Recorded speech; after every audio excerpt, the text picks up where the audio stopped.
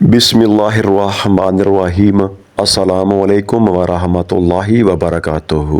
حضرت ابو ہریرہ رضی اللہ تعالیٰ عنہ بیان فرماتے ہیں کہ نبی کریم صلی اللہ علیہ وسلم نے فرمایا، بنی اسرائیل ننگے ہو کر اس طرح نہاتے تھے کہ ایک شخص دوسرے کو دیکھتا، لیکن حضرت موسیٰ علیہ السلام تنہا پردہ سے غسل فرماتے۔ اس پر انہوں نے کہا کہ باخدا موسیٰ کو ہمارے ساتھ غسل کرنے میں صرف یہ چیز مانے ہے کہ آپ کے خصیے بڑے ہوئے ہیں۔ ایک مرتبہ حضرت موسیٰ علیہ السلام غسل کرنے لگے اور آپ علیہ السلام نے کپڑوں کو ایک پتھر پر رکھ دیا۔ اتنے میں پتھر کپڑوں کو لے بھاگا اور موسیٰ علیہ السلام بھی اس کے پیچھے بڑی تیزی سے دوڑے۔ آپ علیہ السلام کہتے جاتے تھے، اے پتھر میرا کپڑا دے، اے پتھر میرا کپڑا دے۔